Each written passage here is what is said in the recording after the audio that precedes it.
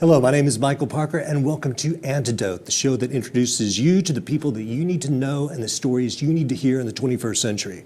Today we're speaking with Los Angeles-based author Dave McGowan.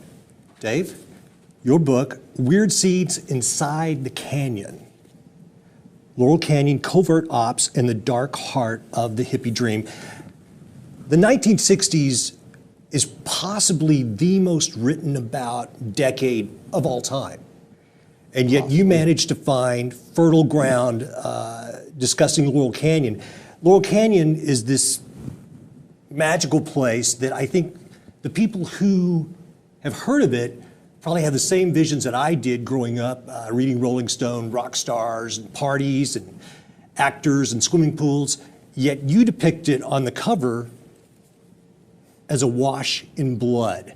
So there were many revelations to me in this book, so let's start with the primary revelation, which was Lookout Mountain Laboratories. Tell us about that. Lookout Mountain Laboratories was a top secret U.S. Air Force installation nestled up in Laurel Canyon, the existence of which remained unknown until fairly recently, even within the conspiracy community.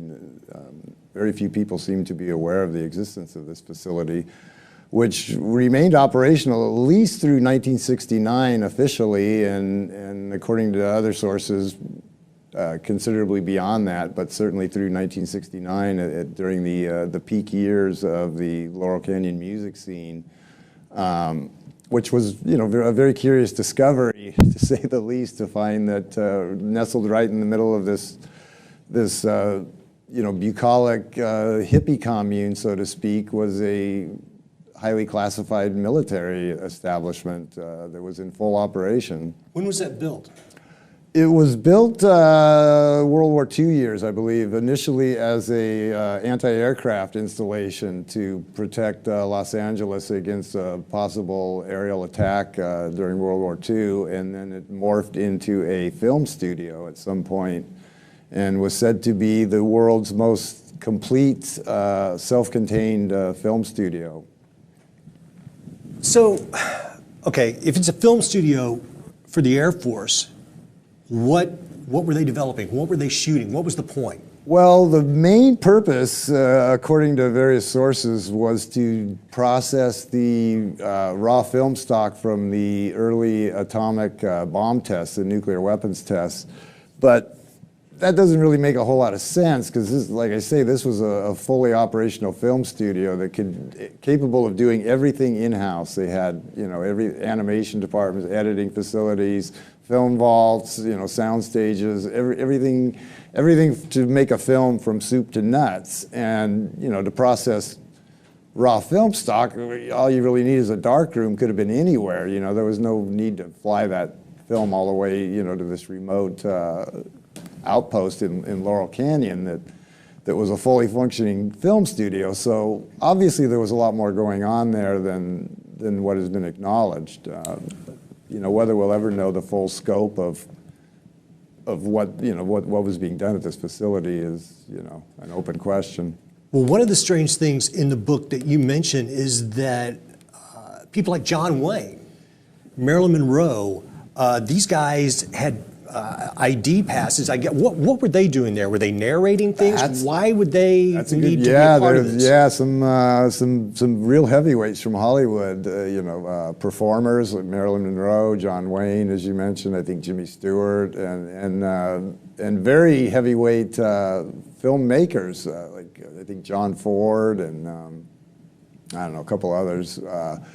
Were involved. They had security clearance to work in this facility, and yet no one seems to know exactly what they did there, and they remained remarkably closed-lipped about it. You know, I mean, pretty much all of them, as far as I know, went to their deaths without ever even mentioning the existence of this facility, let alone that they had any association with it.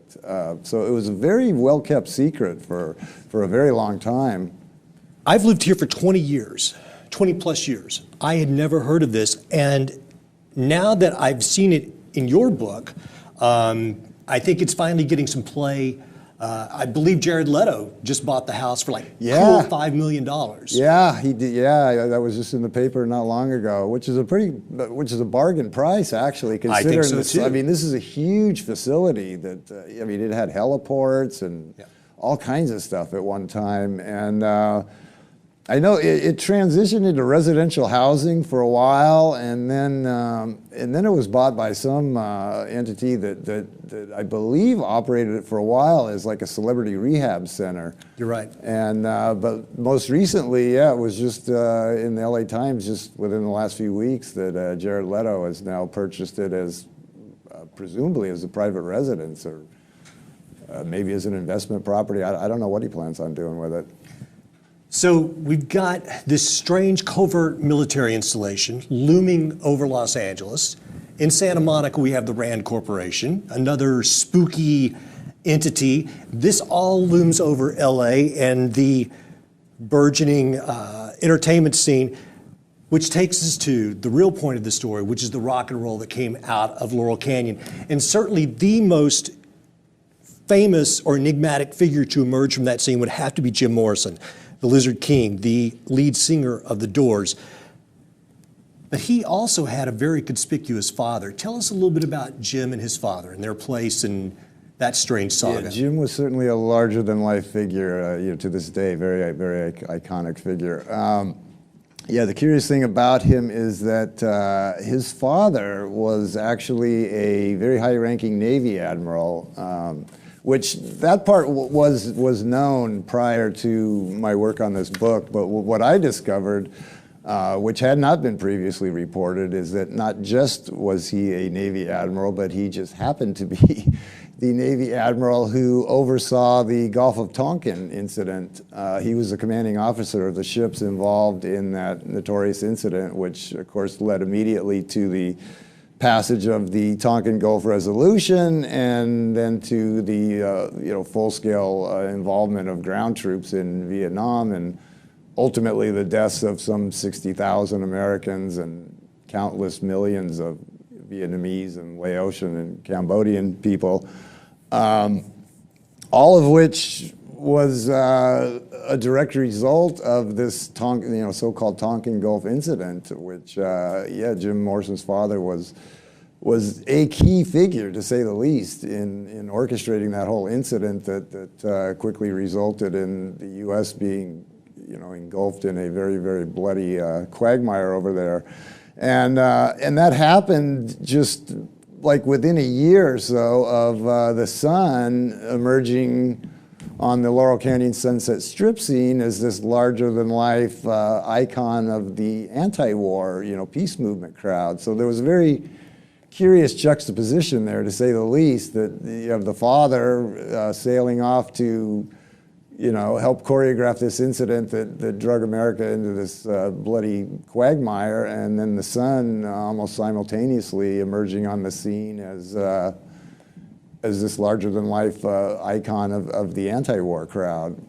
And never mentioning, of course, who his father was throughout his years of fame. He conspicuously avoided ever mentioning who his father was and what a key role he had played in.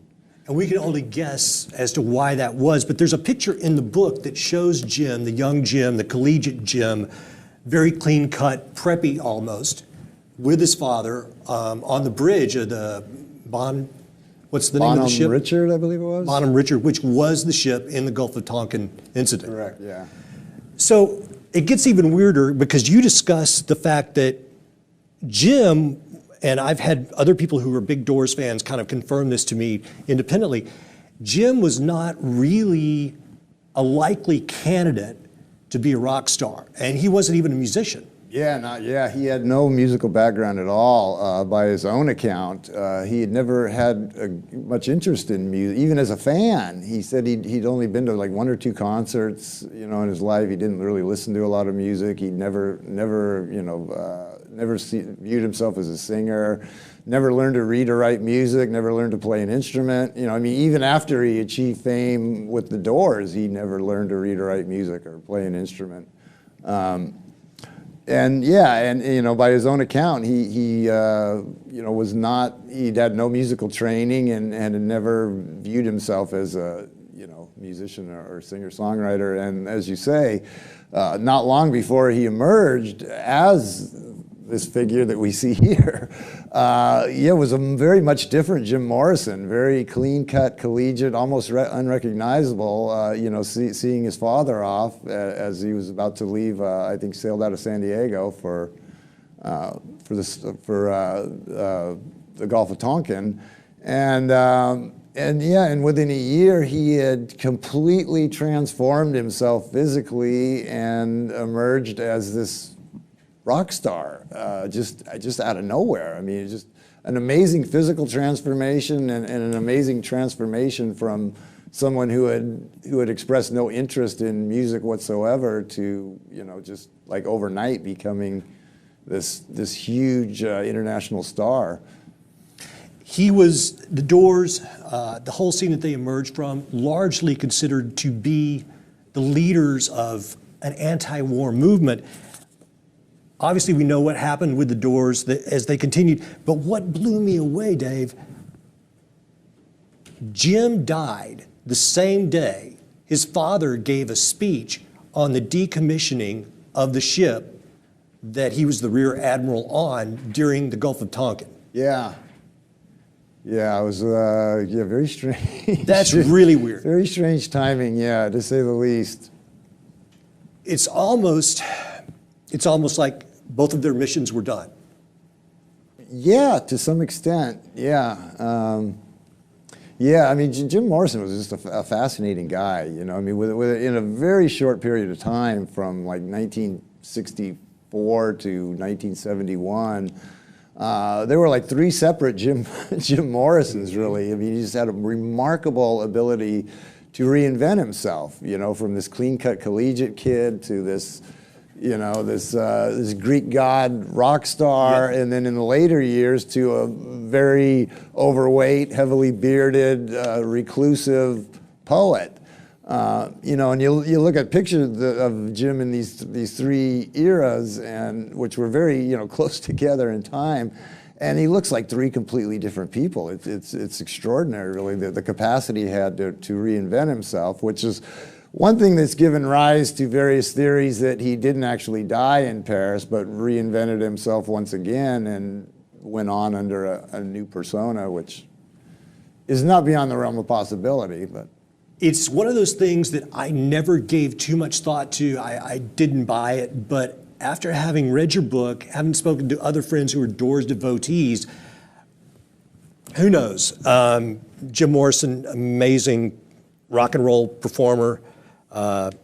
Let's move on, because there were so many bands that emerged out of the Laurel Canyon scene.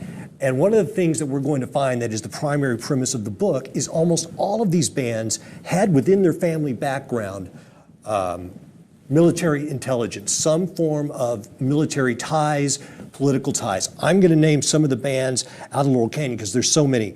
The Byrds, the Doors, Buffalo Springfield, the Monkees, the Beach Boys, Steppenwolf, Love, Frank Zappa and the Mothers of Invention, the Turtles, the Mamas and the Papas, the Flying Burritos Brothers, the Eagles, America. There was the singer-songwriters, Jackson Browne, Joni Mitchell, James Taylor, Linda Ronstadt, Carole King.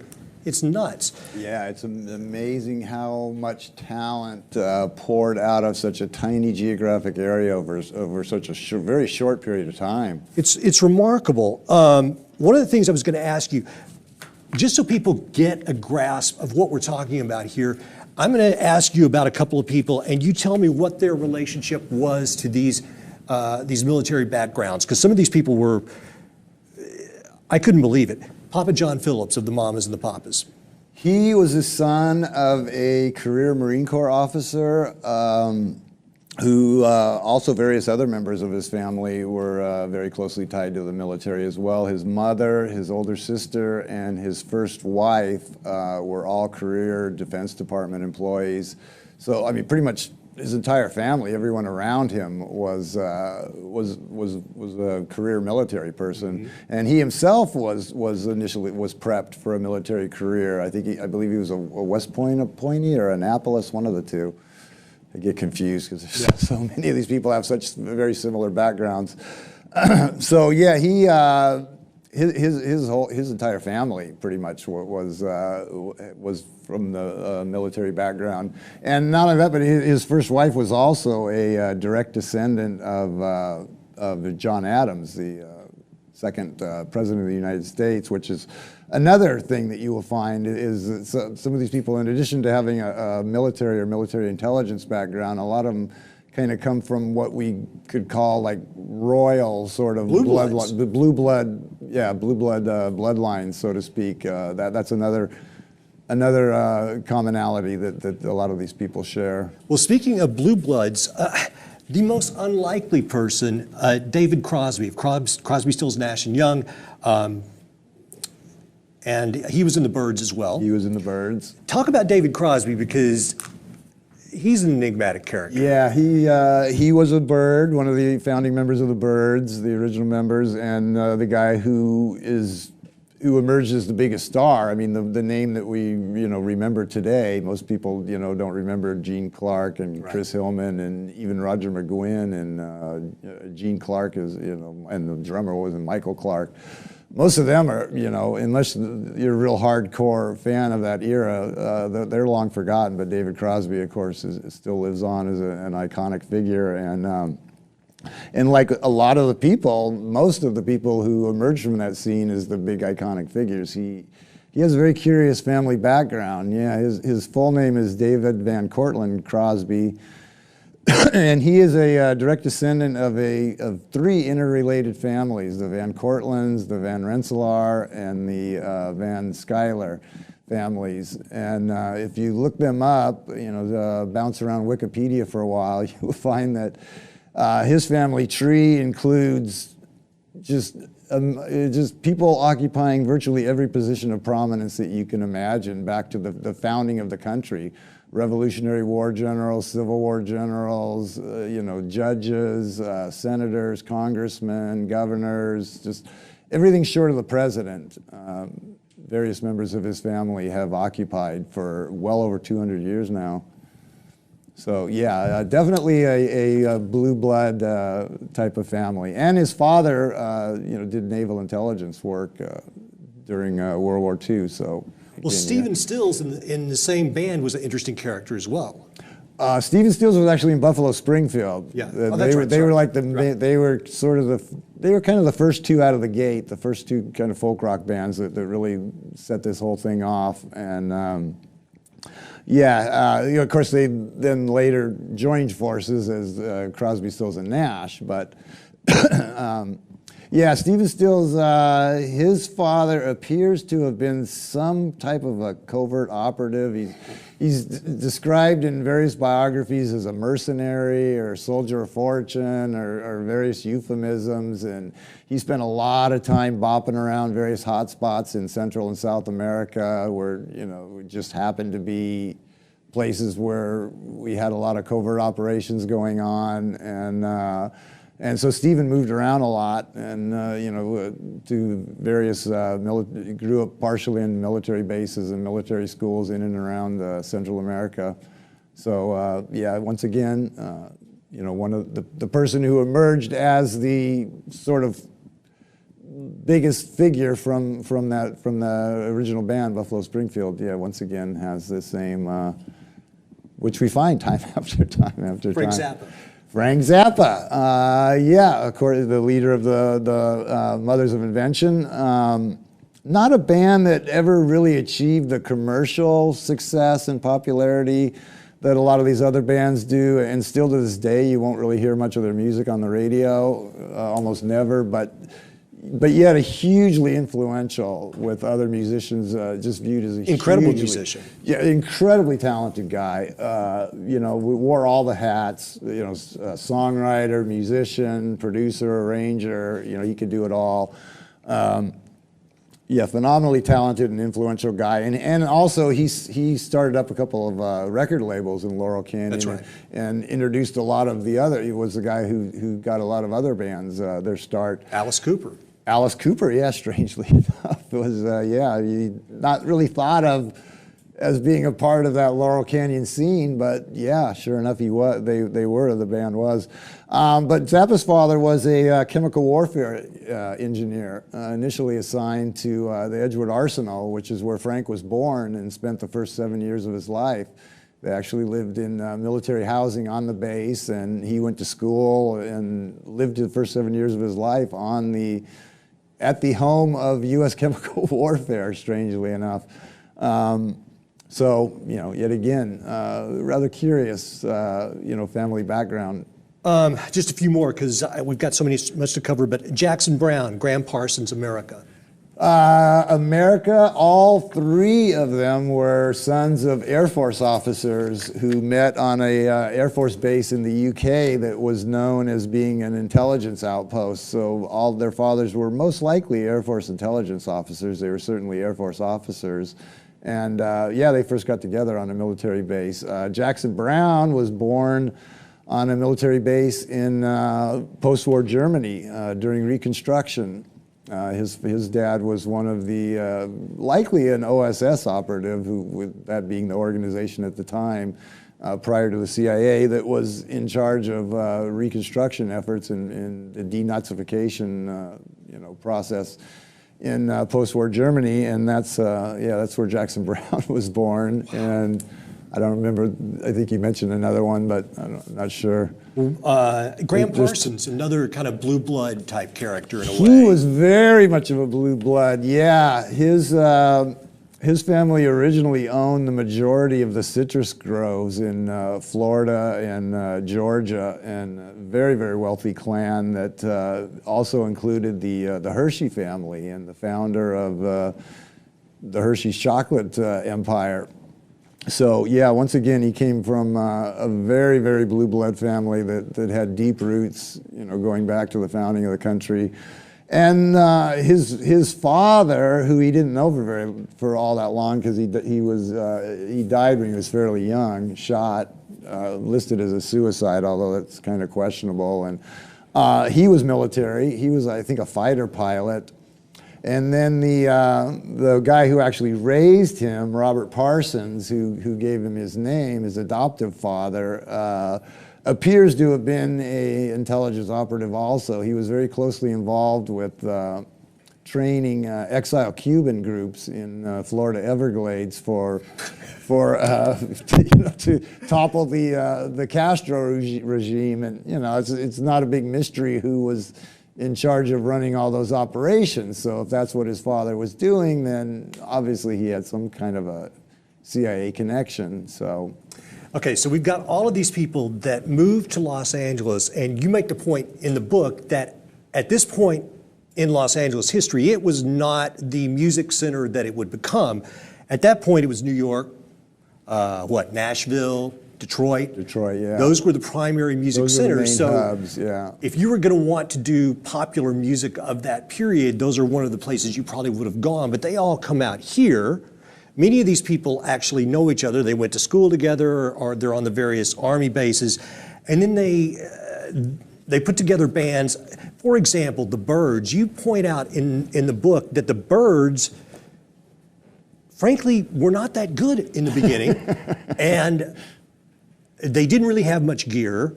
Did they share a space with Vito Polakis or something? Because that whole they used the his Byrds, studio as a rehersal space. Yeah, tell us about that, because they just kind of blew up out of nothing, and there's weird people in the band that don't know how to play. Yeah, it was. If you really look at the beginning, the genesis of these bands, it doesn't really seem very organic, in the sense that these were just a lot of guys that were friends and fellow musicians that had similar musical interests and got together and decided to form a band, and just sort of a natural progression of things. This was more like some of these bands had definitely had the appearance of being cast, and the Byrds, which was the first one out of the gate, was probably the most obvious in that regard, in that their entire rhythm section literally did not know how to play their instruments. Their drummer had never picked up a pair of drumsticks in his life. He had played like bongo drums or something. And their bass player was a very accomplished musician, but he was a bluegrass mandolin player. And yet he was the guy that they drafted to be in the world's first folk rock band, to play bass, guitar. I mean, that makes no sense to me whatsoever. That, you know, and yet, and despite the fact that they, you know, most of them did not really know how to play their instruments and did not have, you know, professional quality equipment to even perform with, they were very quickly signed and provided with studio space and rehearsal space, recording space, got brand new instruments, and all of a sudden they were a band. And well, you mentioned in the book that not only did these bands spring up very quickly, but the club scene within Hollywood blew up. All of a sudden, you've got Pandora's Box and these various clubs. I guess the London Fog? London Fog, the Whiskey A Go-Go, the Kaleidoscope, the whole bunch. I mean, there was a bunch of them, some of which, you know, still remain to this day. The Troubadour, I think, is still there. And the whiskey, is the whiskey still there? The Whiskey and the Troubadour still exists. But what you're saying is these bands come about very quickly. Very quickly. Dubious musicianship initially, but an infrastructure builds up around them. Correct, yeah.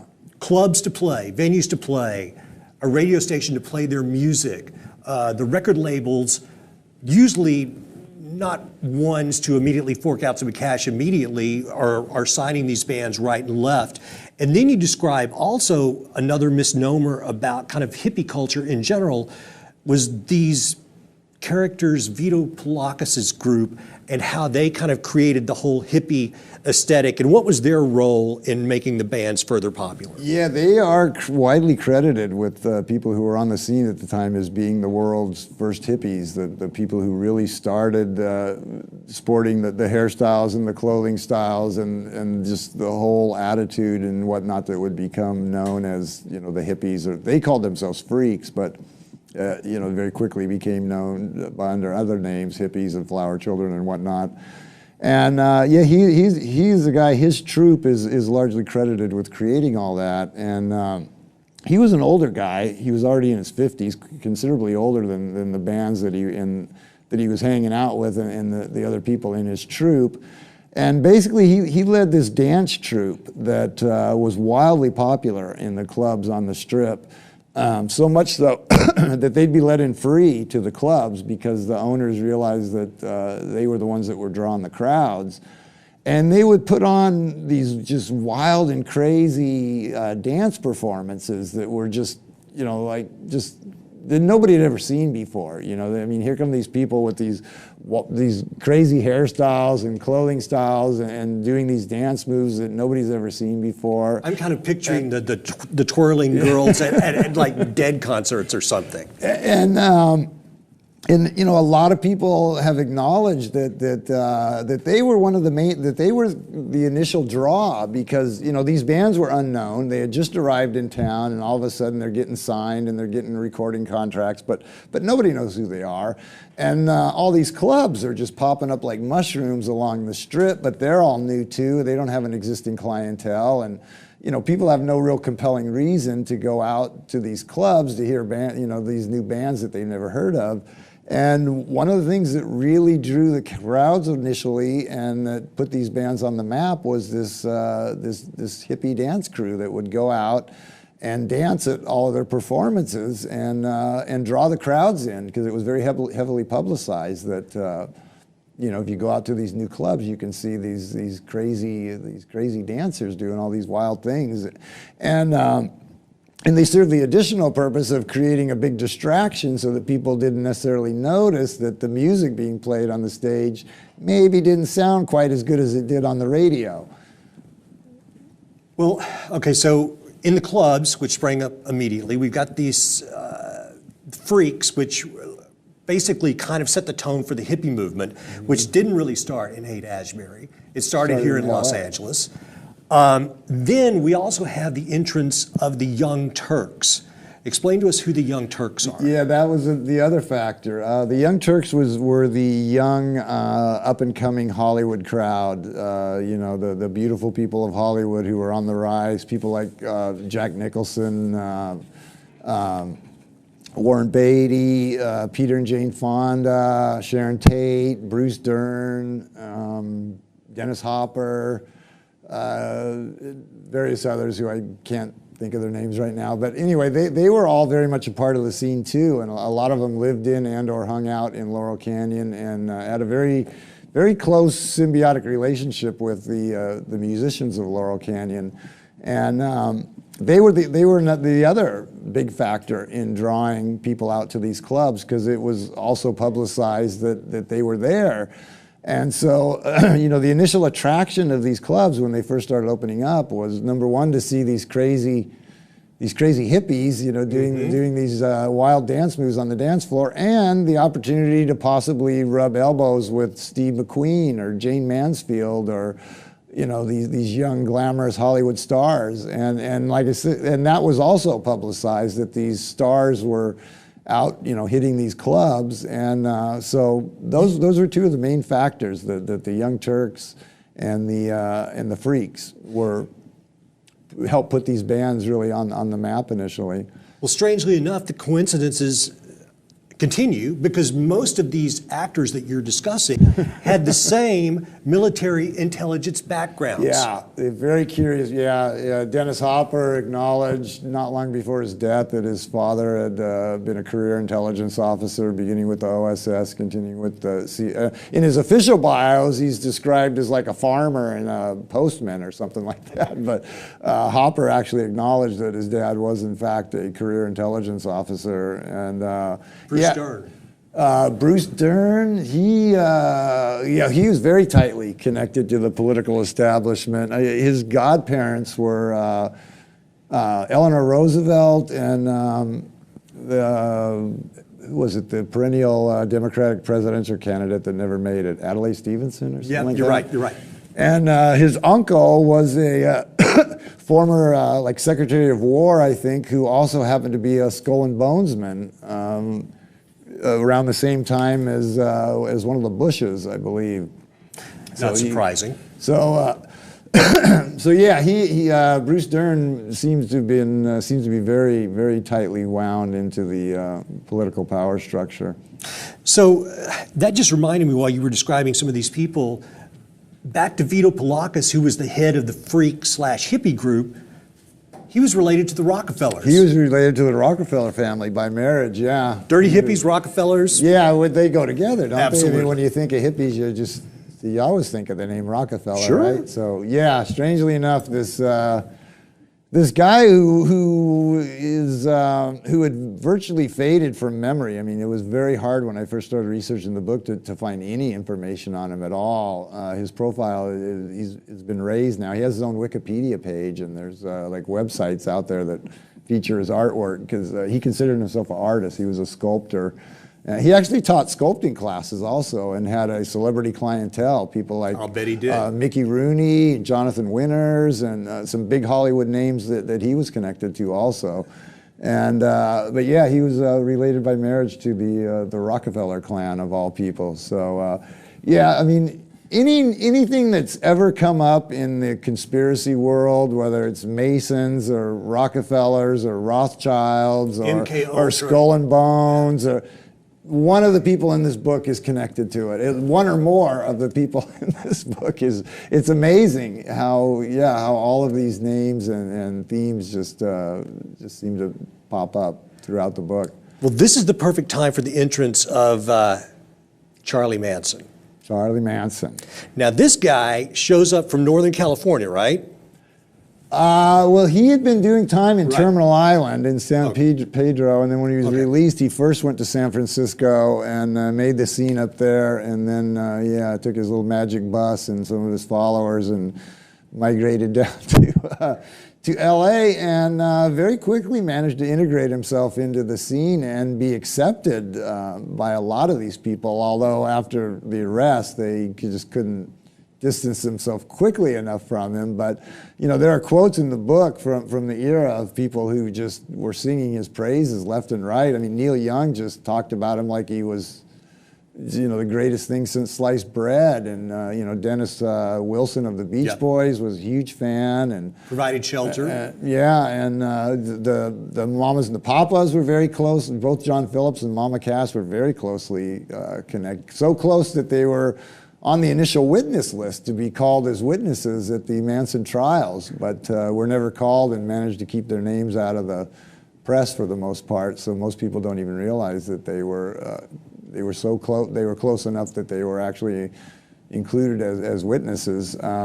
So yeah, he was very close to, as were other members of his family, of the Manson family. Bobby Beausoleil, one of his, top lieutenants.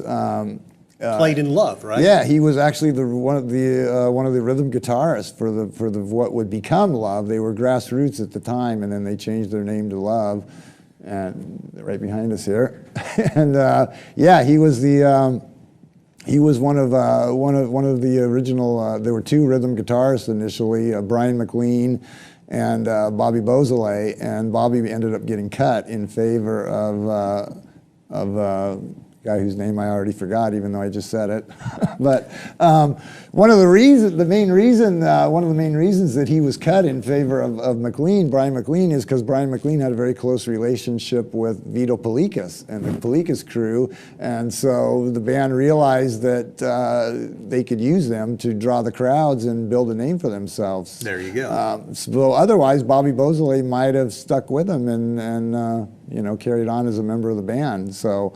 Yeah, the Manson family was very, very tightly integrated into that whole musical scene, and accepted as a peer, accepted as a fellow singer. I mean, Dennis Wilson, the Beach Boys stole one of his songs and retitled it and released it. So. And Guns N' Roses did one of his songs in the 90s. I am not part of Team Manson at all. I could never understand people, young girls especially, wearing the Manson t-shirts and stuff in the 80s and 90s. Like, I was not down with that at all. A lot of the 90s bands were, Axl Rose used to wear his t-shirts some of the, who was it?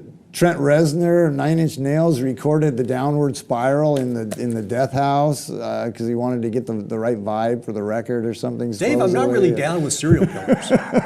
No? No. Speaking of blood, because there's more blood. It's all over the cover here. Ladies and gentlemen, this is the cover. Notice the blood.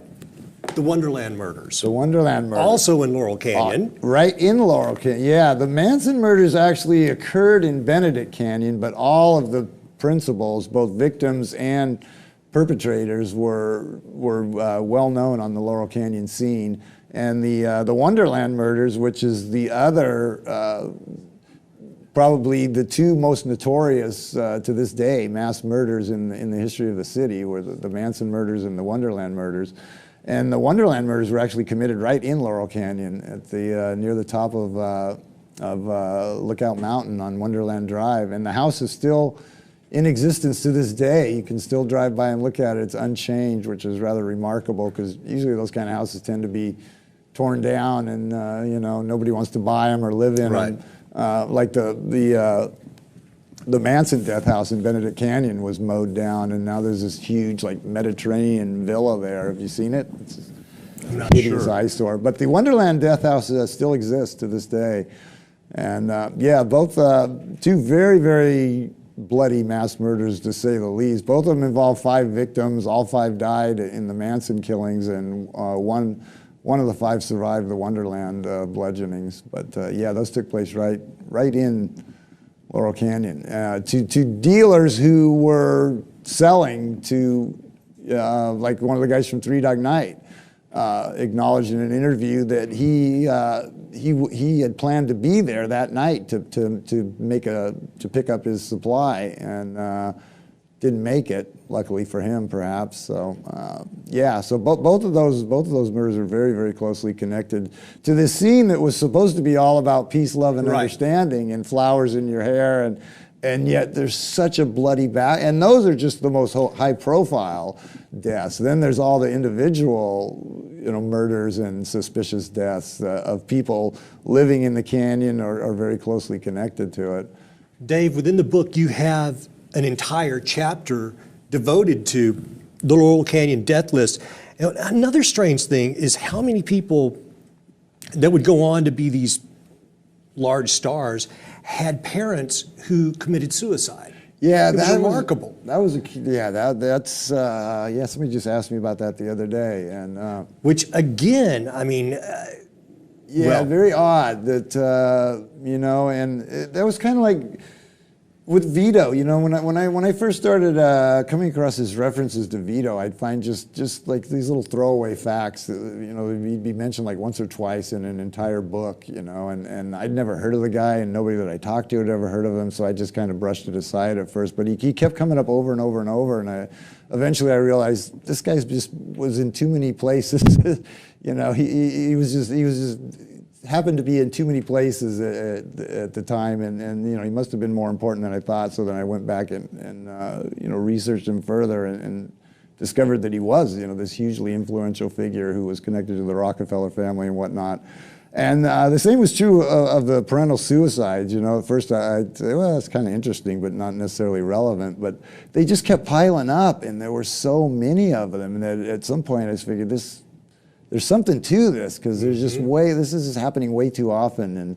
And the most notorious case was one of the Manson family girls. I think it was Catherine Scher, but I could be mistaken, who actually had 3 parents commit suicide. I mean, that's setting the bar pretty. Both of her natural parents committed suicide, and then she was put in the foster system and adopted, and one of her 2 adoptive parents committed suicide. So yeah, this woman endured 3 parental suicides in her life, and I mean, you could just only imagine how traumatic and you know, what kind of effect that would have on a kid. And yeah, there was a staggering number, really, of parental suicides.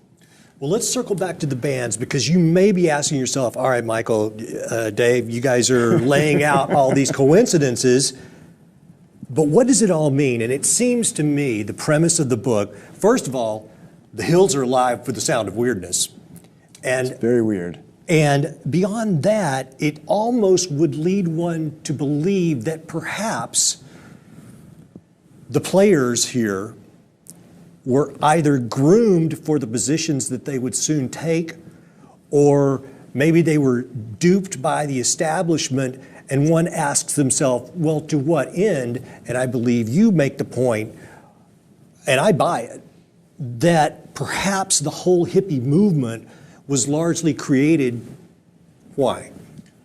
I believe to undermine the budding anti-war movement, which is, you know, one of the other, you mentioned one of the great misconceptions is that the hippie movement began life in Haight-Ashbury, which is the 99% of the people, if you ask them that, I'm sure that's what they would tell you, that was the birthplace and the sort of spiritual center of the hippie world. And it comes as a shock to a lot of people to find that it actually began a couple of years earlier right here in LA, you know, because that's just not what most people think of when they think of, you know, that era.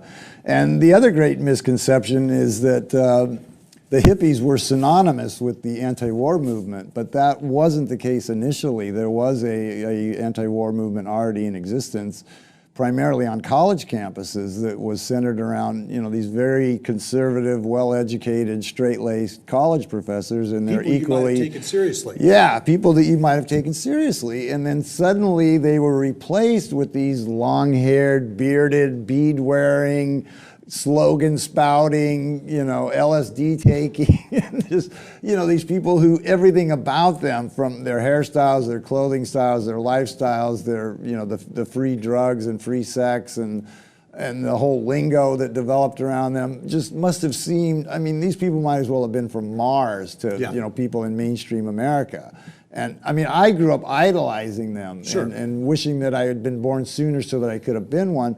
But at the same time, I can see how that would be a much less effective face to put on the anti-war movement than what was originally on there. And there are quotes from people who were part of the original movement questioning whether, is this some kind of a government operation? Where are all these hippies coming from all of a sudden? And well, Dave, we're talking about all these enlistment age young men, lots of drugs, lots of sex, underage girls. A, did any of these guys get drafted? B, did any of them do any time? Because, no, I mean, all of this is going on in plain view. Yeah, that's another big clue that this may not have been. I mean, if these people were enemies of the state who were a thorn in the side to authorities and stuff, then the state had vast resources to bring them under control, and it wouldn't even have required like very heavy-handed tactics. There was a draft in place. That's what the whole counterculture was all about, was, you know, opposition to the draft largely. And yet, and most of these people making the scene were draft-age young men. Yes. And yet none of them had their careers in it, not one. Not even like some minor player, like some long-forgotten drummer for the Turtles or something. I mean, I literally could not find a single case of any of the Laurel Canyon musicians who had their careers interrupted by the draft, which is pretty remarkable given the time. Incredible. And, you know, this was an era when the country had very harsh drug laws, and these people were not only openly using drugs, in some cases they were openly trafficking drugs. Yes. And again, they never got anything more than a slap on the wrist, if that, and you know, consistently walked away from what should have been very, very serious charges with you know, a slap on the wrist at most. So, you know, like I said, again, the state had the tools in place to rein these people in if they were, in fact, you know, becoming a thorn in the side to the status quo, but yet they were allowed to, you know, do their thing. There you have it, ladies and gentlemen. Is it possible that the hippie movement, the great classic rock that emerged out of Laurel Canyon in the late 60s, early 70s, was a put-on? I don't think we're saying that. These people were talented. You take a person like Brian Wilson, you take a person like Frank Zappa. These were brilliant musicians, but perhaps there was a hidden hand. Maybe there was an agenda, maybe these musicians were duped, but the amount of coincidences in this book is outstanding. Dave, thank you for coming on. I really appreciate it. Thank you very much for having me. This is new and different for me, so It's new and different for me too. Ladies and gentlemen. Hopefully it went well. The book, Weird Scenes Inside the Canyon, please pick it up. I want to thank you guys for joining us. This was our first episode. I hope you dug it. Please like and share our videos on YouTube or your social media of choice. My name is Michael Parker, and next week we will be back with Dr. Susan Snyder. We'll be talking about neuroethics and the rise of artificial intelligence. Until then, you, me, I, we are the antidote. I'm out.